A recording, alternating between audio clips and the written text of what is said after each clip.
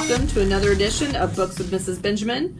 Tonight's story is A Bad Case of Stripes. Hope you like it. A Bad Case of Stripes by David Shannon. Camilla Cream loved lima beans, but she never ate them. All of her friends hated lima beans, and she wanted to fit in. Camilla was always worried about what other people thought of her. Today, she was fretting even more than usual. It was the first day of school, and she couldn't decide what to wear. There were so many people to impress. She tried on 42 outfits, but none seemed quite right. She put on a pretty red dress and looked in the mirror. Then she screamed. Her mother ran into the room, and she screamed too. "Oh, my heavens!" she cried. "You're completely covered with stripes!" This was certainly true. Camilla was striped from head to toe. She looked like a rainbow. Mrs. Cream felt Camilla's forehead. "Do you feel all right?" she asked. "I feel fine," Camilla answered. "But just look at me." "You get back in bed this instant," her mother ordered. "You're not going to school today." Camilla was relieved. She didn't want to miss the first day of school, but she was afraid of what the other kids would say, and she had no idea what to wear with those crazy stripes. That afternoon, Dr. Bumble came to examine Camilla. "Most extraordinary!" he exclaimed. "I've never seen anything like it. Are you having any coughing, sneezing, runny nose, aches, pains, chills, hot flashes, dizziness, drowsiness, shortness of breath, or uncontrollable twitching?" "No," Camilla told him. "I feel fine." "Well then," Dr. Bumble said, turning to Mrs. Cream, "I don't see any reason why she shouldn't go to school tomorrow. Here's some ointment that should help clear up those stripes in a few days. If it doesn't, you know where to reach me." And off he went. The next day was a disaster. Everyone at school laughed at Camilla. They called her Camilla Crayon and Night of the Living Lollipop. She tried her best to act as if everyone were normal, but when the class said the Pledge of Allegiance, her stripes turned red, white, and blue, and she broke out in stars. The other kids thought this was great. One yelled out, "Let's see some purple polka dots." Sure enough, Camilla turned all purple polka dotty. Someone else shouted, "Checkerboard!" and a pattern of squares covered her skin. Soon everyone was calling out different shapes and colors, and poor Camilla was changing faster than you can change channels on a TV. That night, Mr. Harms, the school principal, called. "I'm sorry, Mrs. Cream," he said. "I'm going to have to ask you to keep Camilla home from school. She's just too much of a distraction, and I've been getting calls from other parents. They're afraid those stripes may be contagious." Camilla was so embarrassed. She couldn't believe that 2 days ago everyone liked her. Now nobody wanted to be in the same room with her. Her father tried to make her feel better. "Is there anything I can get you, sweetheart?" he asked. "No, thank you," sighed Camilla. What she really wanted was a nice plate of lima beans, but she had been laughed at enough for one day. Well, yes, I see," Dr. Bumble mumbled when Mr. Cream phoned the next day. "I think I'd better bring in the specialist. We'll be right over." About an hour later, Dr. Bumble arrived with 4 people in long white coats. He introduced them to the Creams. "This is Dr. Gropp, Dr. Sponge, Dr. Cricket, and Dr. Young." Then the specialist went to work on Camilla. They squeezed and jabbed, tapped and tested. It was very uncomfortable. "Well, it's not the mumps," concluded Dr. Group. "Or the measles," said Dr. Sponge. "Definitely not chicken pox," put in Dr. Cricket.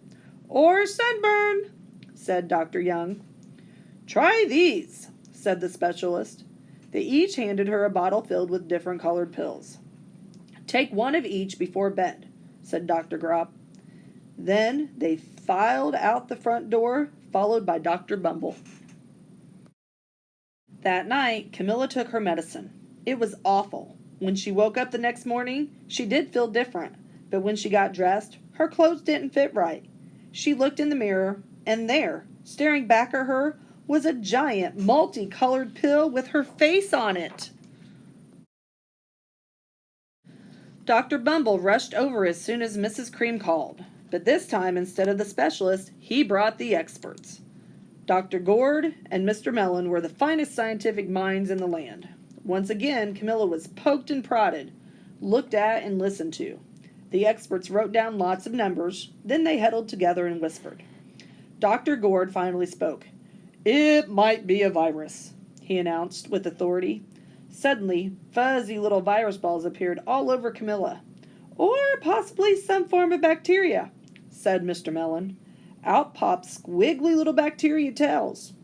"Or it could be a fungus," added Dr. Gord.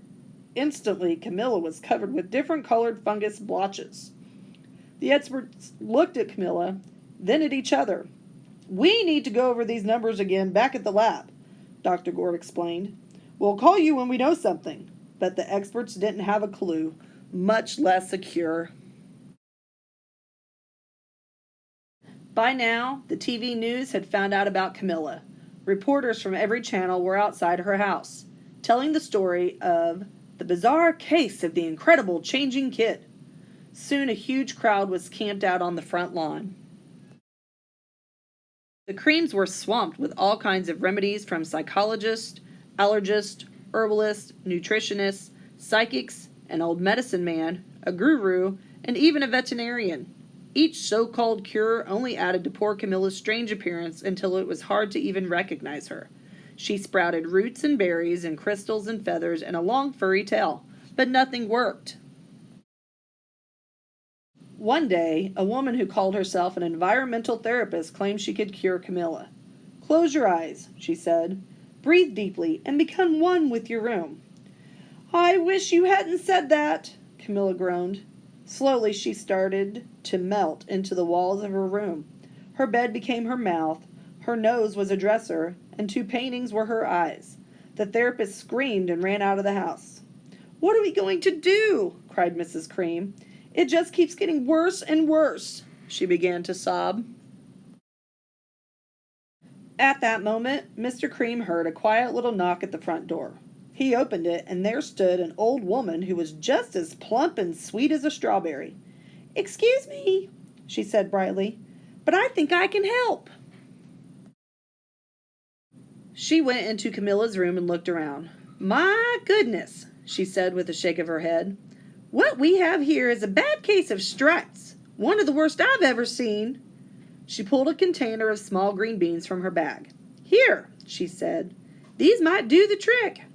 "Are those magic beans?" asked Mrs. Cream. "Oh, my, no," replied the kind old woman. "There's no such thing. These are just plain old lima beans. I'll bet you'd like some, wouldn't you?" she asked Camilla. Camilla wanted a big, heaping plateful of lima beans more than just about anything, but she was still afraid to admit it. "Yuck," she said. "No one likes lima beans, especially me." "Oh, dear," the old woman said sadly. "I guess I was wrong about you." She put the beans back in her bag and started toward the door. Camilla watched the old woman walk away. Those beans would taste so good, and being laughed at for eating them was nothing compared to what she'd been going through. She finally couldn't stand it. "Wait!" she cried. "The truth is, I really love lima beans." "I thought so," the old woman said with a smile. She took a handful of beans and popped them into Camilla's mouth. "Mmm," said Camilla. Suddenly, the branches, feathers, and squiggly tails began to disappear. Then the whole room swirled around. When it stopped, there stood Camilla, and everything was back to normal. "I'm cured!" she shouted. "Yes," said the old woman. "I knew the real you was in there somewhere." She patted Camilla on the head. Then she went outside and vanished into the crowd. Afterward, Camilla wasn't quite the same. Some of the kids at school said she was weird, but she didn't care a bit. She ate all the lima beans she wanted, and she never had even a touch of stripes again.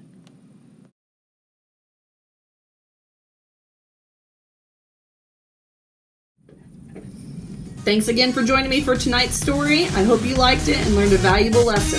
It's always important just to be yourself, no matter what.